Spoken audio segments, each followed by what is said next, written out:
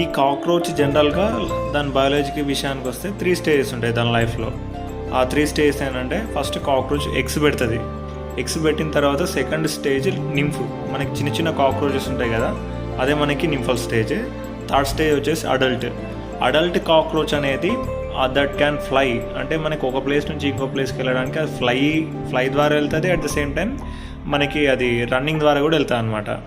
Ambulatory type of మనకి leg types అని అంటారు అనమాట. అంబులేటరీ అంటే అది ఆ లెగ్ మాడిఫికేషన్ని అంబులేటరీ అంటారు.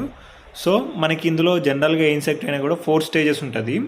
ఎగ్ తర్వాత నింఫ్ తర్వాత ప్యూపా అంటే మనం నైట్ టైం అందరం ఏ విధంగా రెస్ట్ తీసుకుంటామో, స్లీప్ వెళ్తామో, ఈ కాక్రోచెస్ కూడా ఒక స్టేజ్ నుంచి ఇంకో స్టేజ్కి, అంటే సెకండ్ స్టేజ్ నుంచి థర్డ్ స్టేజ్లో అది రెస్టింగ్ అనమాట. తర్వాత 4th స్టేజ్కి వస్తుంది.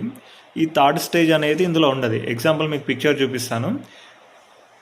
సాధారణంగా చాలామంది ఏమనుకుంటారంటే కాక్రోచెస్ చిన్న ఉండొచ్చు, పెద్ద ఉండొచ్చు, దానివల్ల ఎటువంటి మనకి ఇబ్బంది ఏమి ఉండదు, ఎందుకంటే అవి డే టైం కనిపించాయి కాబట్టి మనకి ఎక్కడ ఇటువంటి ఇబ్బంది ఏం లేదు అనుకుంటారు. కాకపోతే మనకి ఈ కాక్రోచెస్ జనరల్గా నాక్టర్నల్ ఇన్సెక్ట్స్ అండి. నాక్టర్నల్ ఇన్సెక్ట్స్ అంటే a insect which is very active in the dusk and night time stage. అంటే నైట్ టైమే కావచ్చు, డస్క్ అంటే ఈవినింగ్ స్టేజెస్లో మనకి ఏ ఇన్సెక్ట్ అయితే యాక్టివ్ ఉంటుందో ఆ ఇన్సెక్ట్ని నాక్టర్నల్ ఇన్సెక్ట్ అంటారు.